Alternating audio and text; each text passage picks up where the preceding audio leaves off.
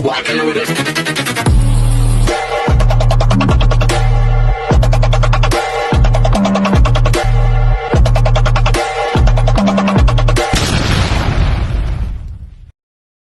Hi everyone! Good evening! I'm back! This is your Mama Sam dito sa Sam Sam TV. Kamusta naman kayo mga amigo, amiga, kumare at kumpare? Sana lahat kayo ay okay at safe ngayong araw na to. Syempre ko ako naman ang tatanungin ninyo, eto, dito lang sa bahay. Happy Sunday po sa inyong lahat.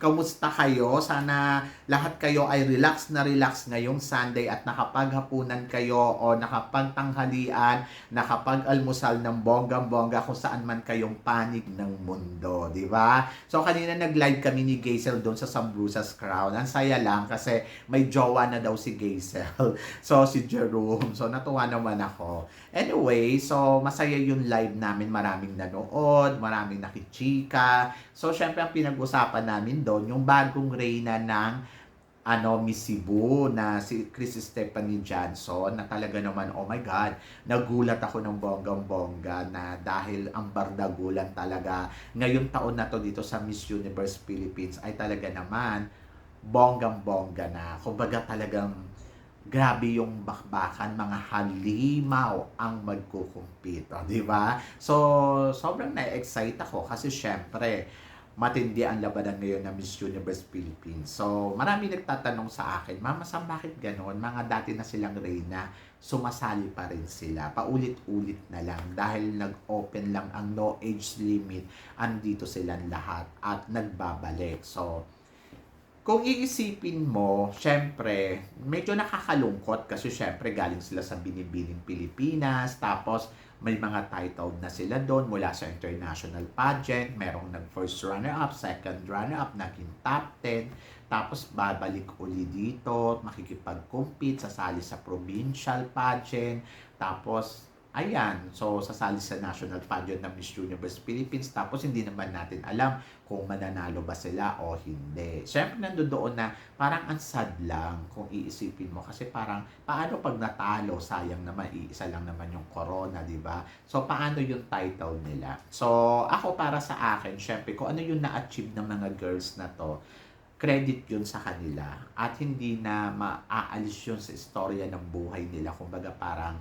isa na yung kwento. Halimbawa, katulad na lang nito ni Chris Stephanie Johnson na nag-first runner-up noon, second runner-up noon sa Miss Intercontinental na nanalo ng Binibining Pilipinas International. So, Intercontinental. So, kung iisipin mo, malaking sugal yung ginawa niya sa buhay niya. Kaya lang kasi she wanted to try again one more time. Kasi syempre noon, ang ginugol niya is to become a Miss Universe Philippines.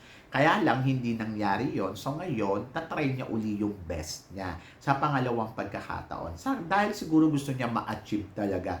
Gusto ko matry yung Miss Universe, di ba?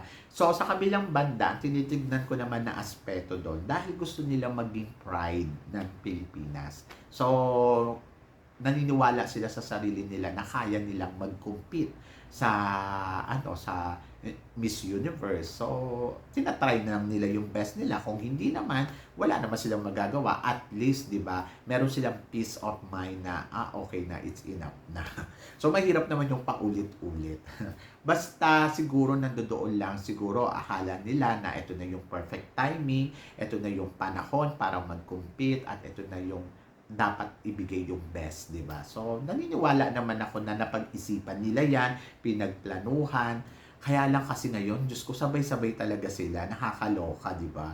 Kasi kung isipin mo, ngayon napapabalita as Chris Stephanie Johnson galing sa Binibining Pilipinas, nandiyan din si Atisa Manalo na talaga naman, oh my God, nakakatakot din si Atisa Manalo, di ba? Kasi kung iisipin mo, first runner-up to sa Miss International. Pero alam nyo guys, sa totoo lang, mas naniniwala ako na kaya ni Atisa Manalo na manalo ng Miss Universe.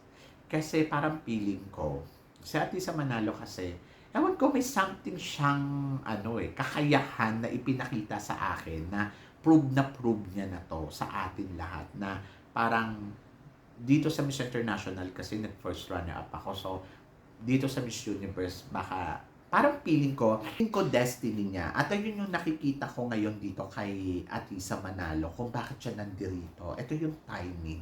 Hindi ko alam kung bakit. Pero kasi syempre, sabi ng ganon, mukhang may sumpa sa ang Mexico sa mga kandidata natin. Hindi ko alam. Kasi di ba parang feeling ko, pinanganak siya na Miss Universe. Kasi may reason kung bakit siya naging first runner-up lang do sa ano. So baka ito yung reason. Baka siya na yung magiging Miss Universe, di ba? So, hindi ko alam, but malakas yung pakiramdam ko na siya ang mananalo dito sa Miss Universe Philippines. Ayoko maging bias doon sa iba, ha. Hindi dahil sinasabi ko to dahil gusto ko si Atisa manalo. Hindi. But feeling ko na meron akong momento na nararamdaman na parang si Atisa talaga to. Di ba kasi parang kung babalik tayo doon sa kwento ng Atisa Manalo, sobrang tagal natin hinintay ang isang Atisa Manalo. Sobrang tagal. Sobrang paulit-ulit tayo nagwi-wishlist, tapos hindi siya dumadating, hindi siya ready, tapos ngayon parang biglang nandito siya, bigla siyang lalaban, biglang magkukumpit, biglang nakakagulat kung iisipin mo, but nakakatuwa sa kabilang banda.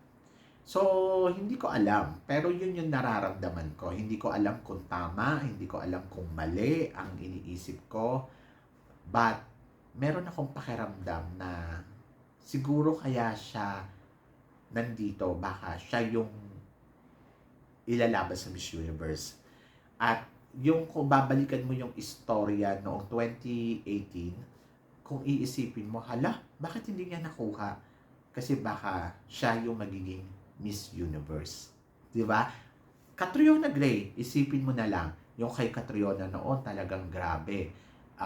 Gibang-giba yung mga tao dahil hindi nanalong Miss World. Pero pumunta ng Miss Universe winner. Di ba? So, hindi imposible na ganun din yung mangyari dito kay Atisa Manalo. So, hindi ko pinagkukumpara yung ay, naku, katulad siya ng no eh. Pero kung iisipin mo, kasi si Atisa, naging surround niya mga beauty title holder. Karen Gallman, and then si Catriona Gray, tapos si tawag dito Miss Venezuela, di ba, yung Her Time, tapos si Catriona Gray at saka si Miss Venezuela nagkita sa Indonesia. So yung mga ganong momento, ewan ko kung nararamdaman nyo yun, pero kasi ganun nagkita sa Venezuela. Isipin mo, inimbitahan ng Indonesia, si Miss Venezuela, yung nanalong Miss International noong 2018, kasama si Supranational, at si Catriona Gray yung Miss Universe. Kung si Atisa manalo yun, dalawang Pinay. Di ba? Pero hindi nag-cross yung landas nila. Pero si Catriona Gray, first runner-up niya, sumunod sa kanya si Atisa Manalo. And then si Atisa Manalo, naging first runner-up na Miss Venezuela, nakaharap ni Catriona Gray. So, di ba, kung iisipin mo, grabe.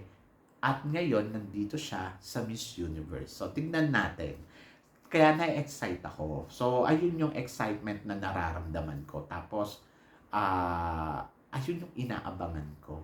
Kung si Atisa Manalo ang mananalo sa Miss Universe Philippines, siya kaya magiging next Miss Universe sa Mexico? Plus, nandoon na babasagin niya yung sumpa na never tayong nanalo sa Mexico. Di ba? Never tayong nakapasok sa semifinal. So, maganda to.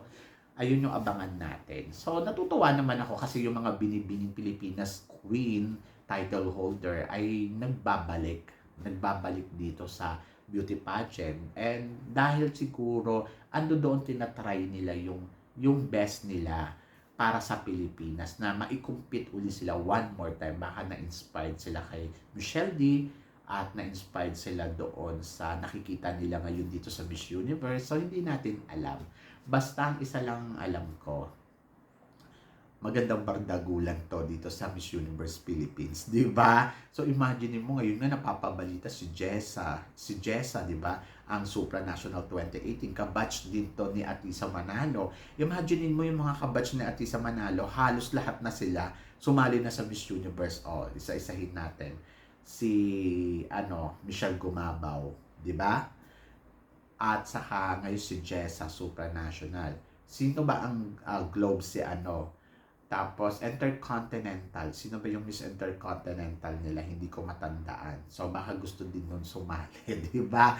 So, kung iisipin mo, nakakaloka ang nangyayari ngayon dito sa mundo ng pageantry. But, nandoon ako, masaya ako dahil may mga kandidata pa pala talaga na gusto nila uli itry yung pageant ng Miss Universe Philippines. At alam mo yun, pangarap talaga nila maging Miss Universe. So, why not? Di ba? Magkaalaman yan kung sino ang tunay na reyna. So, ngayon, si Christy Stephanie Johnson, nakikita ko isa sa mga tinig kay Atisa Manalo. At saka, syempre, si Victoria Velasquez Vincent, isa din sa mga nakikita natin. Si Alexi, ayan yung mga nakikita natin ng mga matitindi.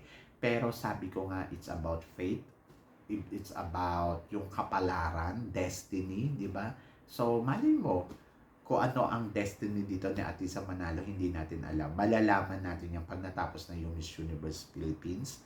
And then, malalaman natin kung siya yung ipapadala sa Mexico.